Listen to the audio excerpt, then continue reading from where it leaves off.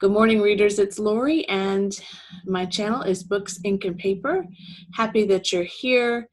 I'm going to fulfill a promise, even though it's late in the month, to upload a stats kind of review kind of video of what I read in 2019. I appreciate Goodreads for creating some of the stats for me this year. They do a review of what you read, which I appreciate, and I also had to kind of go through and do some of the work, so I've just been unable to do that with some, paying things I had to do during the day, but I feel like I have a pretty good sense of my stats for 2019. So let's get going and see where we end up. So the first thing I want to talk about is my Goodreads reading goal for the year of 2019. I set a goal to read 40 books. By August, I was at 40, so I upped the goal to 50, and then I just left it as it was and exceeded it. So I got to 61 books in the year of 2019. Now, there's one I look back and I think, why did I count that? But it's a good thing I did, and you'll see why in a minute. That equated to 20,535 pages read. The longest book that I read this year was Echo by Pam Munoz-Ryan. I listened to it, but in theory, it was the longest in pages. It was 587 pages. And the shortest book that I read was Goldilocks and the Three Dinosaurs by Mo Willems. I read it in a bookstore. My daughter actually read it to me, but and she did so very, very deftly and with lots of emotion and inflection. And that book was 40 pages. It is a children's book, if you're not familiar. So again, we'll talk about that in a minute. The most popular book that I read this year that other readers also read along with me was Little Fires Everywhere by Celeste Ng. That one had over 568,000 reads this year. So that was a pretty popular read, I would say. And it kind of surprised me because I feel like that didn't come out in 2019. Let me check. Yeah, that came out in 2017. So it clearly had a long tail in popularity, and I did enjoy it a lot. I think I gave it 5 stars. I'm not going to go through every plot of every book in this video because it would take forever. And you've heard about a lot of these all year long, so it gets a little bit redundant, I would say. The least popular that I read was I Will Not Die an Unlived Life by Donna Markova. And I don't think it's because people don't like it, because it gets very high ratings. I think it's just not a mainstream kind of read. Now, in terms of genres, I read 7 nonfiction books this year, and I guess I thought I read more than that when I actually pulled it down. It felt like I did, but I guess not. So I'm hoping to read a little bit more nonfiction this year. I had the nonfiction stack, and I didn't get very far in that stack, but I enjoyed all of the nonfiction that I read. If we're doing sort of an Oscar wrap up here to kind of wrap up my award for the best nonfiction book that I read this year. The #1 nonfiction book that I read this year to me was Becoming by Michelle Obama. I read it early in the year and I listened to it, and she reads it. It was great for me, and it just really inspired me, and I probably will reread it at some point and may add it as a physical copy to my shelves. In the mystery thriller genre, I read 20 books, which isn't a surprise to me.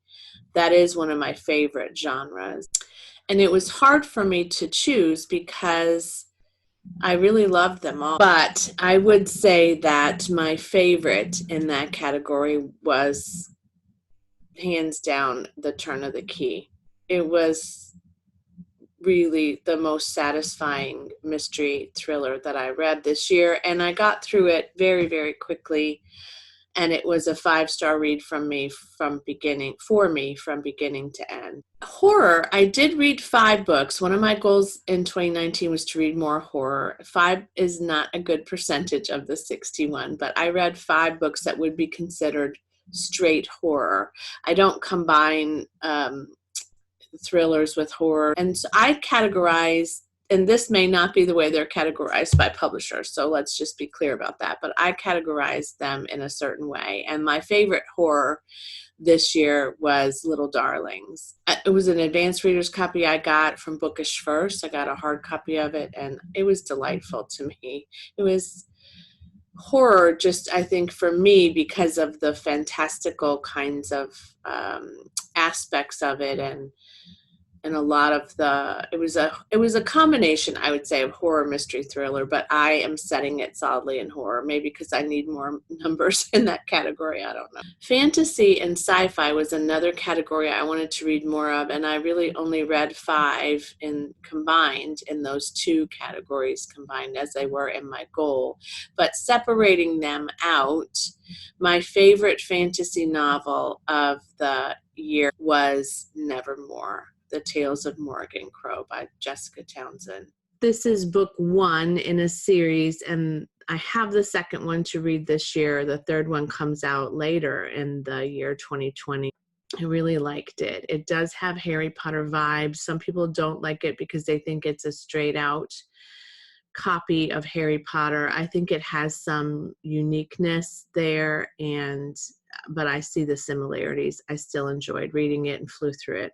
Contemporary, I read 13 novels this year in that category. I enjoyed all of the contemporary novels that I read this year, and it was hard for me to pick one that stood out because it was sort of I was in between 2 of them. But in the end, my favorite contemporary novel is Beartown by Frederick Bachman. I did a whole separate review on that and talked about it in several of my videos, but it was my first by this author. He did not disappoint me. I do want to read the sequel. I'm not sure why I haven't yet, because I felt like I was going to read it immediately and even downloaded it once from my library on ebook, but I think it was just so emotional and so hard hitting that I needed a bit of a break from it. And then I think I just got caught up by other things.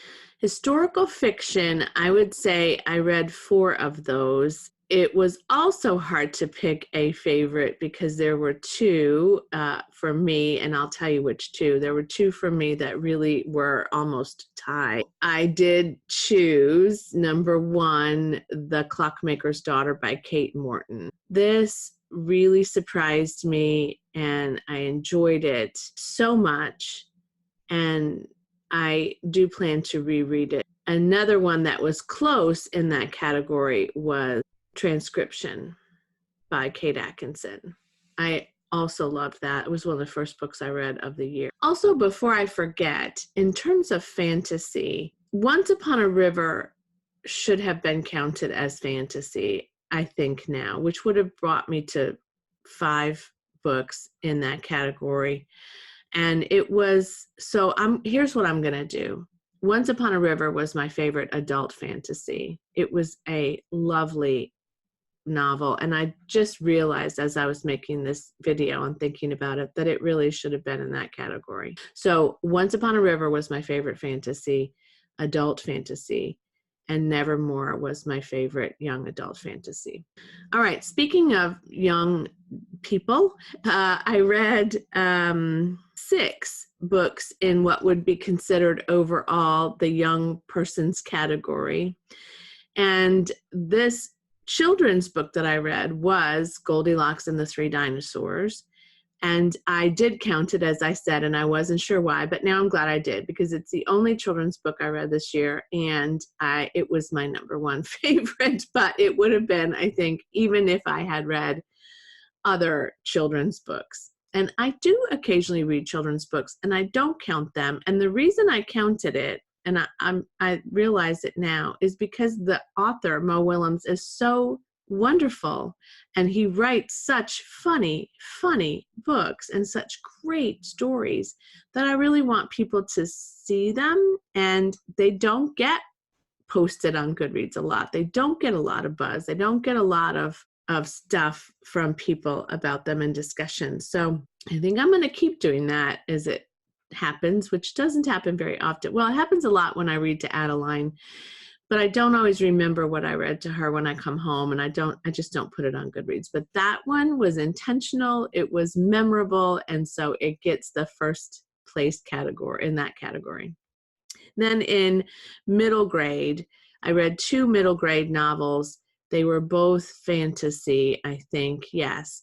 And so if I take out the fantasy category and just look at middle grade straight, although this did have some fantastical elements to it as well, so it was hard for me to categorize, I would say Echo gets first place there. So it kind of, everybody got a little bit of a prize. Not everybody wins in this contest, but the ones that I liked the most get a nod in 2 different categories. I feel good about that. And in young adult, I read 3, and my favorite, hands down, in that category was The Hate You Give by Angie Thomas. Lovely, raw and honest and must-read portrayal of the kinds of things that are happening in America today for young people and how difficult it is to sort that out.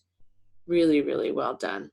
Happy with that, and do plan to read another one of hers. And I just saw on Facebook, because we're Facebook friends, that she just finished another one not too long ago. So looking forward to that too. For ARCs this year, I received 3 that I completed, many more that I did not, but 3 that I completed, and they were Little Darlings, and by Melanie Golding. The Dead House by Billy O'Callahan was the second one I got on ebook, and The Turn of the Key I also got on ebook. Both of those were from NetGalley. Little Darlings, as I said earlier, was from Bookish First.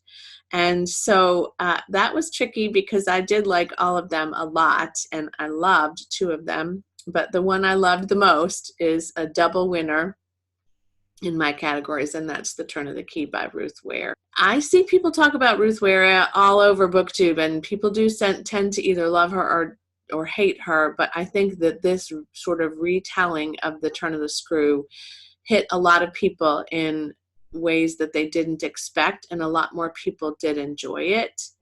Some people, I was surprised to say, thought that they had read this book before, and I guess if they read The Turn of the Screw, they did, but yeah, some of the reviews I saw I really did disagree with, but that is the beauty of BookTube. We don't all agree.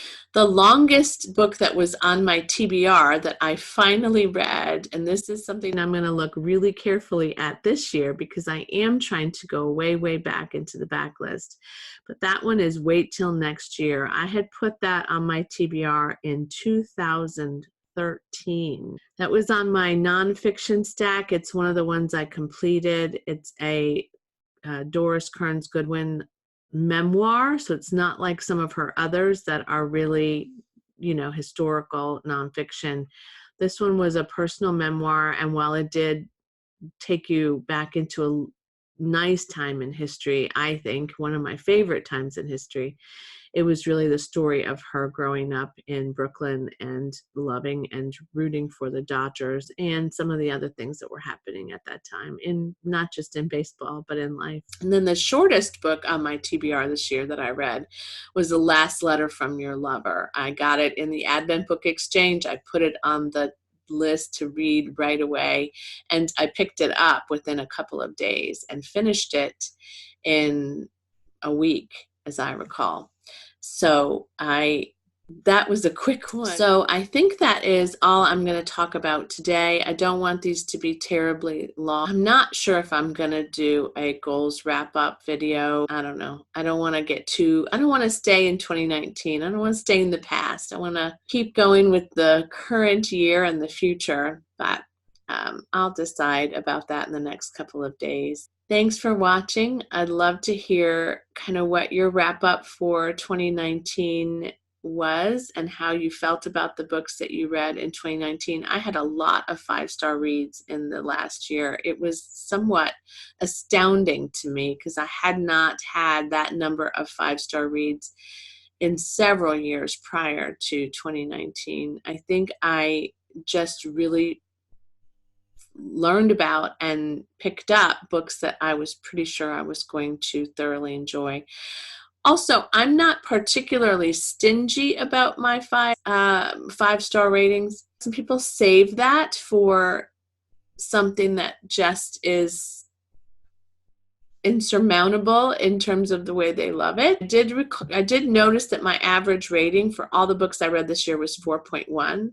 So that gives you an indication of how many I gave 5 stars to. I think about it very carefully before I do it, but there is a feeling that I have when I finish a book that really makes me feel like that's a 5-star read for me. So I'll continue to carry on that way, and maybe one day I'll make a video about what that feeling has to be, but I'm not sure I've ever thought about it. It's just a feeling. And when I have that feeling, 5 stars it is.